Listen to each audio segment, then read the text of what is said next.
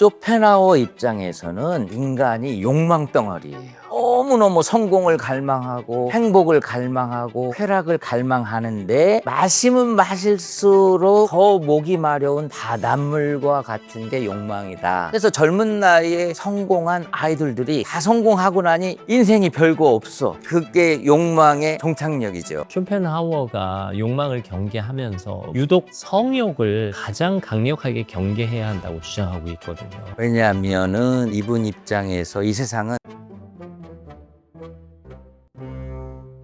여러분 안녕하십니까? 책이 삶이 되고 삶이 책이 되는 시간, 책과 삶, 책과 사람의 김재원입니다. 철학자가 성인을 만나면 어떤 대화를 나누게 될까요? 만약 쇼펜하우어가 붓다나 예수를 만난다면 어떤 이야기가 오고 갈까요? 오늘 이런 이야기 나눠보겠습니다. 쇼펜하우어, 붓다와 예수를 만나다의 저자 정성민 교수와 함께합니다. 어서 오십시오. 반갑습니다. 구독자 여러분께 인사 부탁드립니다. 안녕하세요. 철학과 종교를 주제로 40년 정도 외길 인생을 살아온 정성민입니다. 반갑습니다. 네, 반갑습니다. 겉으로 봬도 철학자의 향기가 물씬물씬 풍기십니다. 사실 철학과 불교, 기독교 대화의 여지가 좀 있고 겉으로 봐도 차이가 분명한 종교잖아요. 쇼펜하우어가 붓다와 예수를 만나다라는 이 설정 어떻게 시작하게 되셨는지도 궁금합니다. 기독교 입장에서 종교와 철학을 연구하다 보니까 결국은 불교 철학을 공부하지 않을 수가 없더라고요. 석가모니의 초기 사상을 연구하기 위해서 초기 불경을 공부하게 됐어요. 그걸 한 10여 년 하다 보니까 자연스럽게 예수와 석가의 사상을 비교하려고 하는 시도를 하게 됐어요. 4년 전에 예수와 석가의 대화라는 책을 쓰게 됐고, 저랑 대화 파트너를 하시는 철학 교수님께서 쇼펜하우어 한번 해봐 하신 거예요. 그래서 쇼펜하우어의 의지와 표상으로의 세계, 이거와 씨름을 했죠. 그 결과 이렇게 쉬운 쇼펜하우어 철학책이 나왔습니다. 맞습니다. 저는 기독교 신앙을 갖고 있습니다. 하지만 이 책을 읽으면서 불교와 또 철학, 특히 쇼펜하우어를 이해하는 데 도움을 많이 받았고, 제가 어떤 세계관을 갖고 있는지 또 그 세계관을 바라보는 타인의 시선은 어떤지에 대해서도 조명할 수 있는 기회가 됐거든요. 쇼펜하우어는 종교 자체를 어떻게 생각했었나요? 그 당시에 유럽은 기독교 국가들이고 기독교 문화죠. 그럼에도 불구하고 계몽주의 시대를 지났기 때문에 과학적인 생각을 하고 이성적인 생각을 하다 보니까 종교의 신비적인 것을 부정하는 시대에 살고 있었던 거죠. 그래서 신을 인정하지 않습니다. 그리고 사후세계도 인정하지 않습니다. 단순하게 인생은 죽음은 끝이다. 이게 쇼펜하우어의 철학입니다. 그러면 쇼펜하우어는 불교와 비슷하게 인간 스스로 깨닫고 살아갈 수 있는 주체적인 존재가 되어야 된다라고 주장하고, 기독교의 세계관은 하나님의 주권을 인정하는 혹은 하나님이 주관하는 삶을 표명하고 있잖아요. 이 간극은 쇼펜하우어에게 어떤 의미였을까요? 쇼펜하우어는 그 시대의 기독교적인 신앙을 포기한 거죠. 석가모니의 사상으로 돌아간 거죠. 결국 쇼펜하우어는 자기의 생각을 정립해야 하는 과정에서 초월적 신의 존재를 포기해야 자기의 세계관이 맞는다고 생각한 걸까요? 그렇죠. 근데 시대적으로 이미 천동설이 지고 지동설이 뜨면서 하늘에 계신 신에 대한 믿음이 조금씩 흔들리다가 계몽주의 시대에 과학이 워낙 발전하고 이 과학의 발견으로 자연을 알게 되고, 자연의 신비조차도 신의 주권이 아니라 자연 현상으로 이해하다 보니까 인간 중심적이고 자연 중심적이고 과학적이고, 그걸 인간의 이성으로 이해하고 합리적으로 생각하려고 하다 보니까 결론이 난 거죠. 신을 포기할 수밖에 없고, 인간이 영적인 존재가 아니라 인간 죽으면 끝난다라고 생각할 수밖에 없고, 죽으면 사후세계가 기다리는 게 아니라 사후세계도 없는 걸 하다 본데 2500년 전에 붓다가 똑같은 생각을 한 거예요. 이걸 깨달은 거예요. 불교는 삶의 고통의 문제를 수행을 통해서 스스로 해결하려는 노력을 강조하고, 기독교에서는 하나님께 의지해서 하나님을 믿는 믿음으로 고통의 시간들을 견뎌내고 버텨내는 관점. 하지만 쇼펜하우어는 우리가 갖고 있는 일반적인 욕구, 식욕이나 수면욕이나 성욕, 이런 다양한 본능적인 욕구 모두를 철저히 다스리고 금욕해서 이 욕망으로부터 벗어날 때 우리가 스스로 고통을 해결할 수 있다라고 주장하는 거죠. 쇼펜하우어 입장에서는 인간이 욕망 덩어리예요. 이 욕망 때문에 만족을 못 느끼고 이 욕망 때문에 불행을 느끼는데 뭐와 같냐면은 바닷물을 마시는 그런 느낌, 갈망, 너무너무 성공을 갈망하고 행복을 갈망하고 쾌락을 갈망하는데 마시면 마실수록 더 목이 마려운 바닷물과 같은 게 욕망이다. 그래서 내가 원하는 걸 이루었을 때 새로운 욕망이 또 생기고 하다가 어느 순간 보면은 무료하고, 그래서 젊은 나이에 성공한 아이돌들이 바로 거기에 빠지는 거죠. 권태와 무료. 다 성공하고 나니 인생이 별거 없어. 이제 그게 욕망의 행착력이죠. 이러한 욕망의 속성, 또 세상의 속성을 쇼펜하우어는 너무나 잘 알고 있는 사람이다. 그래서 우리에게 너가 욕망을 좀 조절하면 행복할 수 있다. 더 행복하고 싶느냐? 욕망의 뿌리째 뽑아버려라. 그래서 금욕을 해라. 그래서 너 몸이 불편한 거, 너가 싫어하는 걸 오히려 더 해라 라고까지 추천하는 분입니다. 쇼펜하우어가 욕망을 경계하면서 뭐 수면욕, 식욕, 뭐 다른 욕망도 마찬가지지만 유독 성욕을 가장 강력하게 경계해야 한다고 주장하고 있거든요. 왜냐하면은 이분 입장에서 이 세상은 허무한 세상이고 고통스러운 세상이고 너무나 불행한 세상인데 당신 하나만 이 세상에서 고통당하면 됐지 왜 새로운 생명을 이 고통스러운 세상에 초청하느냐. 그거는 자연에게 속는 거다. 자연이 영원히 유지하기 위해서 종족 번식을 하게 하고 인간들로 하여금 성욕을 불러일으켜서 다음 세대로 계속 이어지도록 유도한 거에 속임수다. 성욕을 통해서 성적인 관계를 남녀가 하다가 들키면 수치심을 느끼는데 인간이 스스로 죄의식을 느껴서 그렇다라고 표현도 합니다. 쇼펜하우어의 주장입니다. 예, 왜냐하면 자기가 가지고 있는 이 불행한 세상을 새로운 생명에게 전해주려고 하다 보니까 무의식적으로 미안한 마음이 있지 않을까, 그런 표현을 직접적으로는 안 했지만 제가 해석한 겁니다. 네, 그러니까 욕망과 고통이 후대에 전가되는 부담감이 부끄러움과 수치심으로 나타난다 이런 말씀이시네요. 어떻게 보면 욕망과 고통은 삶의 추진력을 주는 원동력이나 동기부여 요인이 될 수도 있잖아요. 근데 그 욕망을 걷어내고 고통으로부터 해방됐다고 했을 때 그 인생에서 가장 중요한 것은 뭐라고 보시나요? 개인적으로 볼 때는 이 세상 살면서 마음의 고통이 가장 힘들잖아요. 욕망을 이루기 위해서도 고통을 당하고 욕망을 이룬 이후에도 마음의 허전함과 그로 인한 정신적인 고통을 겪는데 너무 우리가 움켜쥐잖아요. 그리고 어디로 뛰어갈지 모르고 열심히 뛰잖아요. 다른 사람하고 경쟁하고 싸우고 짓밟고 하는 욕망의 부작용이죠. 그런 면에서 내가 욕망을 줄이면 줄일수록 다른 사람과 평화를 누리고 내가 내 자신에게도 자유와 평화를 주고 그것이 바로 해탈이지 않을까. 개인적으로는 마음의 평안함이라고 얘기할 수 있고요. 마음의 평안을 누리고 나서 딱 주변을 보면 사람들이 다 그렇게 고통을 당해. 사람들이 다들 열심히 일하고 또 열심히 싸우고 심지어 거짓말하고 속이고 정말 너무나 노력을 하는 그 모습이 안타까운 거야. 뭐 열심히 살아가는 사람들을 불쌍히 여기는 마음, 그것이 바로 이 쇼펜하우어가 추구한 인생의 의미이지 않을까 생각합니다. 굳이 쇼펜하우어의 금욕을 따라가지 않더라도 말씀하신 대로 사실 주변에서 보면 지나치게 욕심부려서 자신의 삶을 피폐하게 만드는 경우를 가끔 보잖아요. 결국 교수님 말씀대로라면 쇼펜하우어는 정신적 자유, 이제 마음의 평안을 갈구하는 그 과정에서 욕망을 줄이고 고통에서 해방되는 방법이 최선이다라는 결론을 내린 것으로 보입니다. 그럼 결국 쇼펜하우어와 종교관을 같이 하지 않더라도 그 내용을 지금 현대인의 삶에 적용하면 우리 굳이 욕심 부리지 말고 살자, 이 정도만 돼도 마음의 평안을 누릴 수 있다는 얘기네요. 그게 어려운 거라 사람들이 욕망을 멈추지 못하는 거죠. 어느 적정선에서 내가 기본적인 생존을 유지해야 되는데 하다 보면 저절로 욕망이 더 커지고 새로운 욕망이 생기고, 문제는 내가 원하는 욕망을 다 이루었을 때 병든다라는 거예요.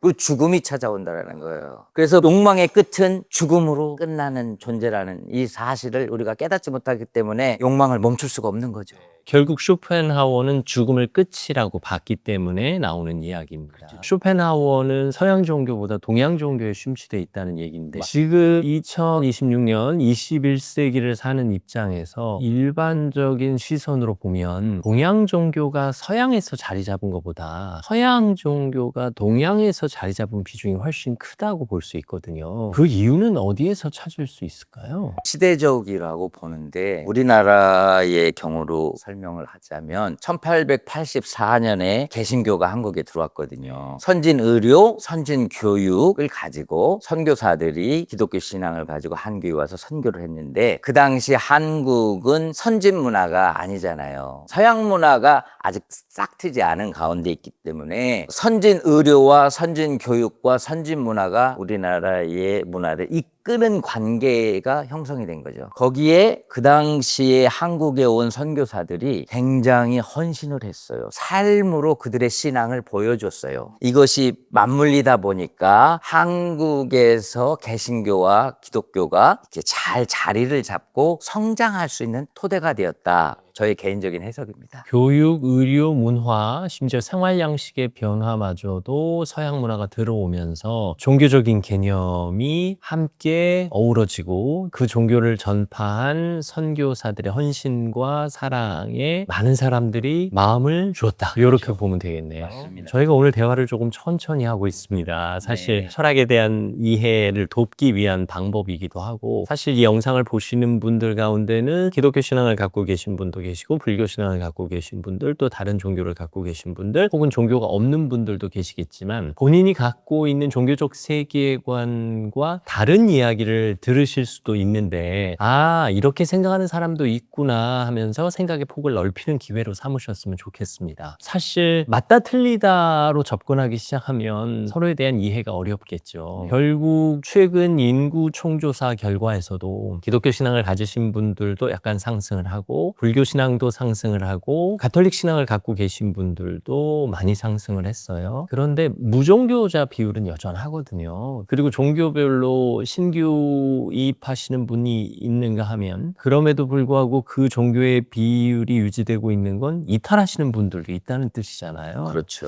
어떻게 보면 문화적으로 종교에 의지하지 않고 홀로 서고 싶은 분들이 많아지는 건 아닐까? 이런 생각을 하게 되고 종교를 갖고 계신 분들도 혼자만의 시간을 소중히 여기는 문화가 점점 드러나고 있는 이 상황은 어떻게 보시는지요? 사실 종교도 역동성이 있어요. 생로병사의 원리가 종교에도 해당이 됩니다. 각 종교가 생성될 때는 굉장한 역동성을 가지고 생명력을 가지고 신선함으로 다가오고 그것이 이제 자리를 잡으면서 굉장한 성장기에 돌입했다가 자리를 완벽하게 잡으면 병이 들 수밖에 없죠. 그래서 모든 종교들이 병이 들었을 때 나타나는 현상을 유명한 종교학자고 철학자인 하버드의 윌리엄 제임스가 있는데 이분이 종교가 이제 성장을 넘어서 자리를 완벽하게 잡으면 자연스럽게 종교 창시자의 가르침을 떠난다.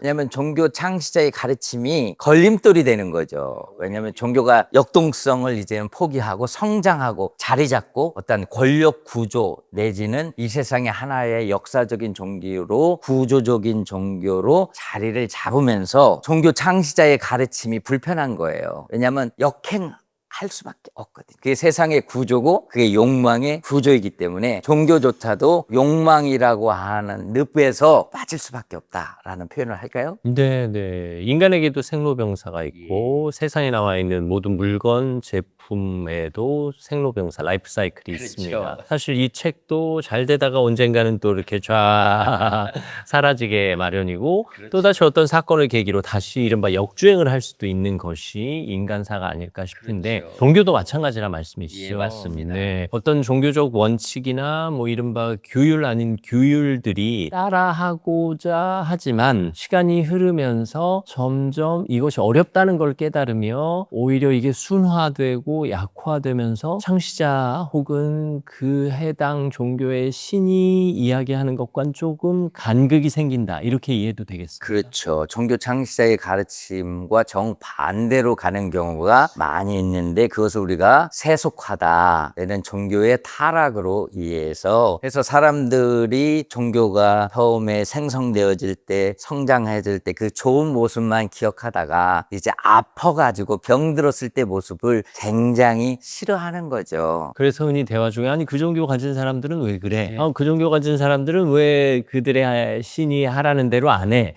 뭐 이런 대화가 나오는 이유가 거기에 있을 수도 있겠네요. 그렇죠. 네, 사실 말씀하신 대로 쇼펜하우어 철학과 불교는 유사한 점이 많습니다. 쇼펜하우어가 불교에 심취해 있었기도 하니까 그 과정 속에서 가장 큰 기독교와의 차이는 초월적인 신의 존재를 인정하지 않는다는 사실이거든요. 그럼 기독교가 인정하는 초월적인 신의 존재의 역할을 불교와 철학에서는 어떤 것으로 대체할 수 있는 건가요? 저는 이제 부처님의 철학이 무신론 철학의 아버지다라고 생각합니다. 부처님의 이제 가르침인 사성제가 있고 사법인이 있는데 그 첫 번째 출발이 만물은 변한다, 재행무상, 자연 법칙을 벌써 과학적으로 받아들이는 출발점이죠. 두 번째로 만물이 변하기 때문에 이 세상에 영원한 것은 없다, 제법부와. 이 출발점부터 벌써 예사롭지 않습니다. 근데 만물이 변하는데 어떻게 변하느냐? 원인과 결과의 인연의 관계로 변한다.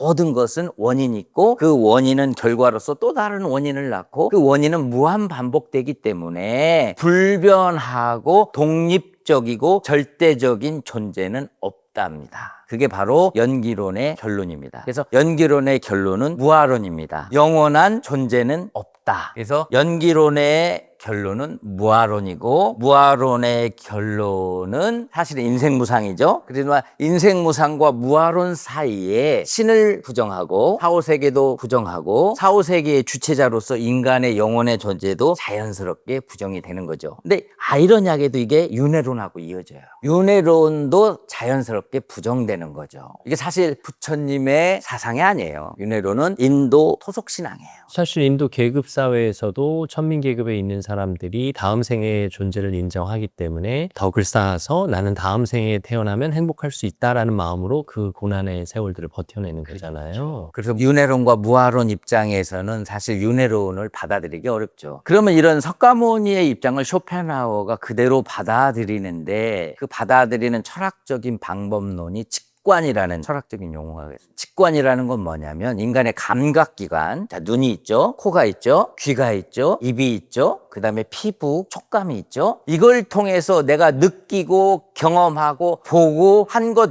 외에는 아무것도 안 믿는 거예요. 그래서 직관이라는 건 내가 눈으로 보고 느끼고 귀로 들은 거를 통해서 결론 내려진 통찰력이거든요. 그래서 죽음을 끝이라고 보는 이유가 거기에 있는 내 눈으로 신을 볼 수 없거든요. 내 귀로 들을 수 없고 그렇기 때문에 신은 존재하지 않는 거예요. 이게 바로 쇼펜하우어의 철학적인 개념의 출발, 직관의 개념입니다. 그리고 이 직관의 개념과 더불어서 세상을 관찰해 보니까 세상이 너무 악해요. 선한 사람이 고통을 당하고 이 세상이 너무나 무질서하고 자연 재앙이 일어나는데 그것을 신이 막지를 않아요. 이런 무질서하고 악한 세상을 바라보면 신이 있다라는 생각을 가질 수가 없는 거죠. 그게 쇼펜하우어의 입장입니다. 그러면 신의 존재는 내가 눈으로 볼 수 없기 때문에 인정할 수 없다는 쇼펜하우어의 주장. 사실은 부처님도 같은 입장입니다. 굉장히 자연과학적이고 철학적이고 합리적인 생각을 하시는 분들입니다. 하지만 기독교는 모든 만물은 저절로 생겨나지는 않았다. 창조주 초월적 존재의 역할과 기능이 있기 때문에 이 세상이 돌아가고 있는 것이다. 라는 설정과 믿음이 많은 원리들을 설명하는데 사실 쇼펜하우어와 불교 철학에서는 세상 만물의 법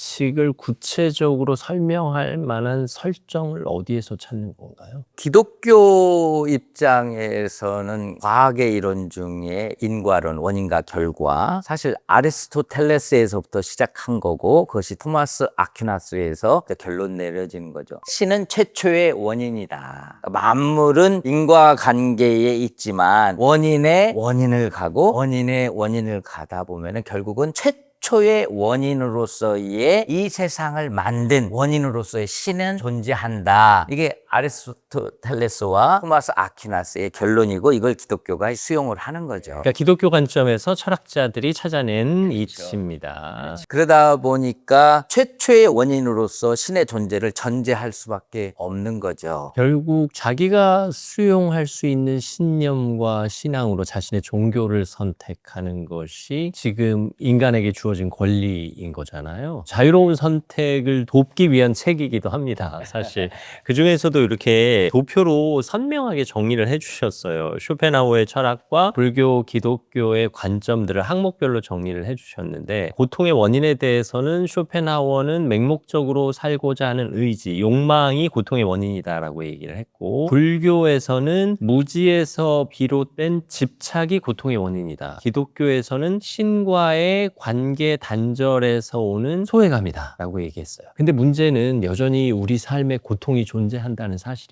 그 고통이 욕망을 원인으로 하든 타자에 의해서 주어졌든 그럼에도 불구하고 이 고통을 견뎌내면서 이 삶을 살아가야 하는 이유를 쇼펜하우어는 어떻게 보고 있습니까? 혹은 기독교나 불교는 어떻게 바라보는지요? 이 세상이 고통스럽다고 해서 자살할 수는 없잖아요. 이 존재론적 탈출 내지는 방탕하게 쾌락으로 막 살 수는 없잖아요. 해결이 되는 건 아니니까요. 그렇죠. 쇼펜하우어하고 부처님은 여기서 바로 종교적인 대반전이 일어납니다. 자기 스스로 욕망의 문제를 절제하고 욕망을 뿌리채 뽑아서 거기서 자유를 누리잖아요. 자유를 누리는 것으로 끝나지 않고 중생이라고 하죠. 고생하고 있는 사람들을 불쌍히 여기는 마음, 그 사람들을 욕망에서부터 탈출시킬 수 있도록 노력하는 거, 그런 면에서 삶의 의미와 기쁨을 누리지 않을까요? 여기서 참 놀라운 것은 무아적 사랑이거든요. 무아적 사랑이라는 건 나는 죽을 수밖에 없는 영원하지 않은 존재로 허무한 존재인데 그 사실을 인정하고 나니 주변 사람들이 불쌍한 거예요. 이게 무아적 사랑이에요. 그 다음에 쇼펜하우어 입장에서는 사람들이 불쌍한 거예요. 동정심을 갖는 거예요. 그래서 쇼펜하우어의 윤리는 욕망으로부터 헤매는 사람들을 불쌍히 여기는 연민의 마음, 동정심이고 이게 바로 종교입니다. 결국 기독교에서 말하는 긍휼히 여기는 마음과 일맥상통하는 부분이 있네요. 바로 그겁니다. 예수님도 병든 자, 가난한 사람들을 굉장히 불쌍히 여겼거든요. 근데 더 중요한 건 이 땅에 왜 오셨냐? 죄와 욕망 가운데 허덕이는 사람들을 구하기 위해서 신이 인간이 되었다라고 하는. 근데 이것도 사실은 신이 있는지 없는지도 부정하는 사람들에게 한 가지 더 넘어간 거죠. 무승부인 관계에서 그 신이 인간이 되었다. 그러면 신화적으로 이해합시다 하면 이해가 그리스 신화도 있고 그 다음에 인도에도 수많은 신화가 있고 신화적으로는 이해가 되는데 그걸 또 기독교인들은 역사적 사실이라고 하면 굉장히 힘들어하죠. 그럼에도 불구하고 왜 오셨냐? 왜 인간이 되셨냐 하셨을 때 인간의 죄와 욕망에서 허덕이는 이들을 구하기 위해서 왔다 보면 이건 또 받아들일 수도 있고 뭐 위로가 될 수도 있는 그런 상황이죠. 그래서 쇼펜하우어와 석가모니와 예수의 특징은 사랑으로 귀결이 됩니다. 그러니까 타인에 대한 사랑. 결국 우리가 고통스러운 삶을 견뎌야 하는 이유는 각자 생각하는 그 구원의 경지에 도달해서 긍휼히 여기는 마음을 바탕으로 이웃을 사랑하게 되는 상태에 도달하고자 함. 그리고 그 상태에 도달했을 때는 내 스스로 마음의 평안을 느끼게 된다. 이런 말이 아닐까 싶기도 합니다. 그러면 사실 책 표지에 어마어마한 질문을 하나 던지셨어요. 고통의 시대, 인간은 스스로를 구원할 수 있는가? 이 답에 대해 대해서 교수님은 끝으로 어떤 말씀을 해주시겠습니까? 가장 완벽한 인간의 한 사람이 석가모니지 않습니까? 욕망의 문제를 해결하고 욕망 가운데 헤매이는 사람들을 구원한 구원자죠. 어떻게 석가모니가 거기까지 갔을까? 그 과정 8가지 방법을 얘기하는데 출발점이 올바른 정진입니다. 우리가 올바른 정진을 보통 마음을 깨끗이 하는 걸로 이해하거든요. 근데 제가 공부를 해보니까 마음을 깨끗이 하는 것이 틀린 건 아니지만 생각을 정립하는 게 더 중요하더라고요. 그래서 올바른 정진은 이 세상을 다르게 보는 겁니다. 그래, 올바른 정진을 하고 난 다음에가 올바른 책임이거든요. 올바른 책임은 과학적이고 합리적인 사고로 세상을 바라보는 거죠. 이게 쇼펜하우어의 직관하고 이어지는 거죠. 그렇게 하고 나서 이제 집중을 할 때에 나라는 존재는 어떤 존재냐? 무아의 존재예요. 나는 영원한 존재가 아니고 내 안에 영원한 존재로서의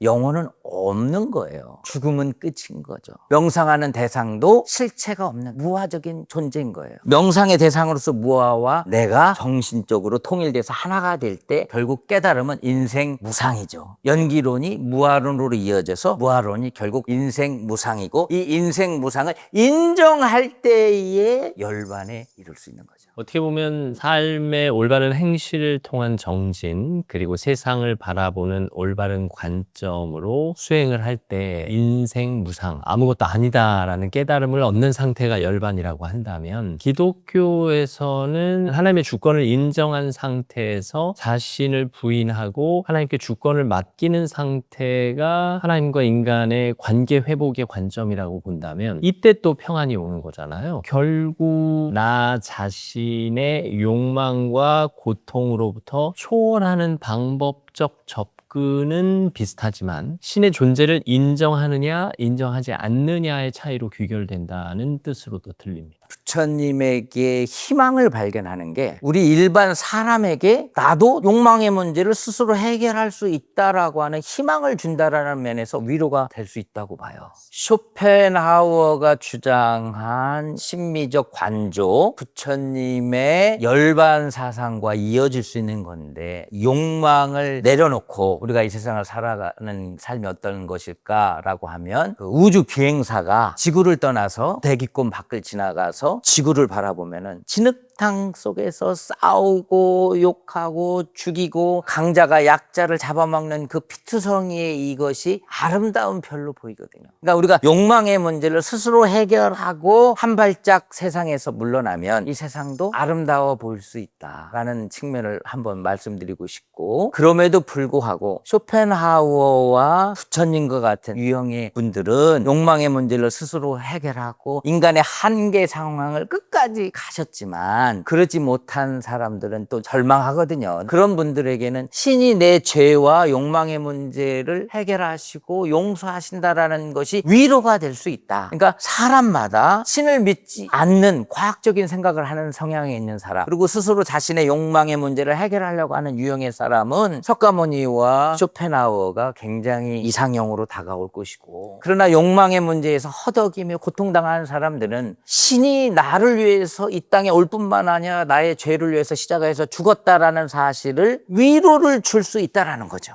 명확해졌습니다. 결국 사람의 성향과 기질, 상황에 따라 자신이 어떤 가정과 이치와 논리를 선택하느냐의 문제가 아닐까 싶습니다. 사실 저는 과학자와 수학자들이 공식을 풀어내는 것만 힘들다고 생각했는데 철학자의 이론을 정립하는 이 과정이 얼마나 벅찬 작업일까 생각했습니다. 하지만 오늘의 대화를 통해서 우리에게는 선택할 수 있는 자유가 있다. 초월적 신의 존재를 인정하느냐 않느냐, 그리고 고통의 원인을 욕망으로 보느냐 않느냐, 아니면 욕망을 조절하고 고통으로부터 해방되는 그 주체를 자신으로 생각하느냐 신적 개입으로 생각하느냐, 이런 항목들을 선택하면서 자신의 세계관이 정립되는 게 아닌가 생각해봤습니다. 철학을 이해할 수 있도록, 종교를 이해할 수 있도록 도와주셔서 진심으로 감사합니다. 쇼펜하우어 붓다 예수를 만나다의 저자 정성민 교수와 함께했습니다. 오늘 말씀 감사합니다. 감사합니다. 여러분은 어떤 세계관을 갖고 계신지요? 그 세계관을 올바르게 정립하는 데 도움이